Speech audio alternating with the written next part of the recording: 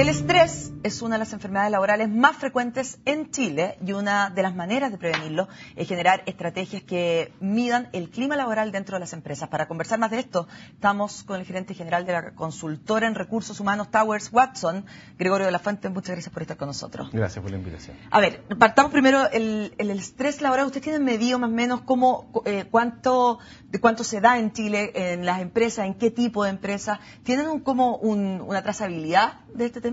No existe una única medición, sino que un conjunto de mediciones, dentro de las cuales está, por ejemplo, medir el clima organizacional, que produce como una señal ciertos indicadores que permiten saber qué está pasando con la gente, pero también se están desarrollando otro tipo de mediciones que ya tienen que ver con cosas más específicas, más focalizadas en cómo está la gente. Entonces, estas mediciones es una combinación respecto de cómo está el grupo de trabajadores y cómo de alguna forma uno puede intervenir ya en los casos específicos dentro de los trabajadores. Esto se hace a través de encuestas, me imagino. Hay una combinación, hay encuestas ciertamente, hay una parte importante de una encuesta, pero también hay ciertas entrevistas y ciertas pesquisas, como algunos exámenes, ¿no es cierto?, médicos, que pueden hacer algunas evaluaciones y pueden medir cosas que tienen que ver con el estrés o parte de lo que produce eso, digamos. ¿Las empresas les interesa hacer esto porque finalmente aumenta la productividad o al revés, en realidad, el estrés disminuye la productividad de los trabajadores, me imagino? Yo creo que cada vez hay más conciencia de parte de las empresas y particularmente las grandes empresas de poder tener un trabajador conectado, trabajando bien, y cuando digo trabajando bien, en buenas condiciones físicas, que haya una jornada de trabajo, pero de alguna forma hay una preocupación, ¿qué pasa con esa persona un poco más adentro? Entonces, por ejemplo, uno puede encontrar que hay una persona que, si bien está físicamente dentro de su trabajo, a lo mejor no está, está con su mente en cualquier otra cosa, y eso se llama un poco, eso es lo que se denomina el presentismo. Y que esa persona está con 1000 problemas de variados tipos, personales, familiares, económicos, y esa persona está haciendo ciertas funciones, ocupando el espacio, pero que no necesariamente se está haciendo una contribución importante o relevante que es la que yo quisiera. Claro. Entonces, ya hay una intervención que va un poquito más allá y eso tiene que ver con varios factores. ¿Y cómo tratan esto finalmente? O sea, si ustedes van a una empresa y encuentran que en realidad el clima laboral o organizacional no está bueno y en esta empresa hay muchos trabajadores que están estresados laboralmente, sí. ¿Cómo lo atacan el problema? Bueno, evidentemente esto tiene que ver con efectos de negocio que al final del día asocia a cuestiones de productividad. Entonces, hay una cosa que se llama, que es una sigla en Estados Unidos, que se llama HRA, que es una medición, que trata de alguna forma de medir ciertos elementos como, por ejemplo, cuál es la edad de riesgo de una persona respecto a una edad teórica.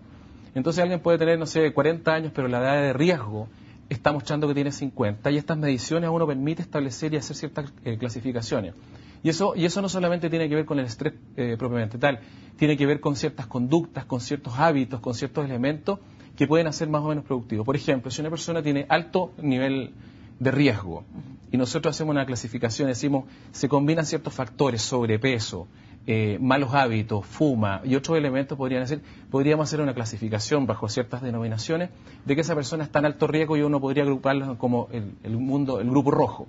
Hay otras que están en mediano riesgo, por ejemplo, los que están en este estado amarillo, y hay gente que está en condiciones óptimas, que están en bajo riesgo en un estado verde. Entonces, ¿qué es lo que se hace? Se trata de definir programas cuyo objetivo es que quienes están en rojo se puedan llevar un estado en amarillo, y quienes están en amarillo se pueda llevar este estado verde, y quienes están en ese estado, ¿no es cierto?, de bajo riesgo verde, sigan estando en eso. Entonces, aquí son varios elementos que tienen que ver con el estado de salud, los hábitos y elementos que tienen asociados. Entonces, hay factores que son propios del trabajo y hay otros factores que son propios de la vida que tenemos todos y que tienen que ver incluso con temas familiares. Entonces, hay varios elementos que se combinan. ¿Y cómo se toma esto dentro de la empresa? Le pregunto porque probablemente, por ejemplo, si yo estuviera en esta línea roja que usted le llama, me podría sentir un poco estigmatizada dentro de la empresa o mal evaluada o algo así por la misma organización. Depende cómo se plantee esto. Obviamente esto puede tener una lectura en ese sentido, pero depende mucho de la estrategia de cómo implanta una decisión como esta. Y normalmente el objetivo es que quienes están con posibilidades de mejorar, que tienen una oportunidad de mejorar, cómo llevarlos a mejorar. Por ejemplo, si hay una persona que está con sobrepeso y está con un riesgo, ¿cómo ayudamos a que esa persona tenga una condición de salud un poco mejor? Entonces, básicamente no es una atención sobre eso, es cómo te ayudamos a que tú estés mejor. Claro, pero la idea es no poner una atención sobre la atención. Sin duda. Y esto básicamente tiene que ser presentado de una forma adecuada, tiene que haber una adecuada estrategia desde la administración hacia cuando se va a intervenir uno a la gente y explicarle muy bien para qué se va a hacer esto, qué objetivos tiene y qué se pretende lograr con eso. Y en definitiva, Por ejemplo, si una iniciativa, es decir, ayudemos a la gente, y si está alimentándose de una forma inadecuada, la misma empresa haya tomado conciencia con sus propios proveedores de alimentación en que hagan combinaciones, ¿no es cierto?, de alimentaciones que sean correctas, que sean adecuadas.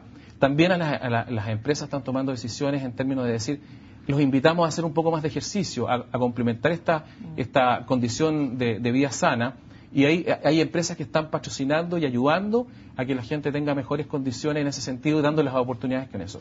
¿Qué tipo de empresas son las que se preocupan de esto? Porque me imagino que para muchas de ellas puede ser esto visto como un mero costo y no como un beneficio para la empresa, y muchas tampoco deben tener la plata eventualmente para destinar los recursos para destinarlo a esto. Efectivamente, hay un tema ahí que tiene que ver con los costos que esto implica, y normalmente este tipo de iniciativa hoy día está mucho más instalada en las grandes empresas, particularmente empresas productivas. En particular, por ejemplo, la minería tiene muchas iniciativas en esta línea, en que invitan a la gente a programas para que la gente esté mejor. Y las personas que están en un estado de este concepto de mejor y hace contribuciones obviamente mayores, más productivas, está más enfocada, está más presente, menos ausente. Se disminuyen, ¿no es cierto?, los riesgos potenciales de que alguien esté haciendo algo que no corresponde en un proceso, que eso pueda, por ejemplo, producir una paralización por una mala maniobra, y eso genera efectos económicos y genera un daño, puede poner a riesgo incluso la propia integridad de la gente, puede haber una muerte, por ejemplo. Entonces, se trata de mitigar todos esos tipos de riesgos, y con una invitación amistosa, de decir, trabajen eso. Y efectivamente, esto se concentra hoy día en las grandes empresas, dado que obviamente las pequeñas empresas tienen restricciones de recursos y se hace difícil en ese sentido traspasar eso.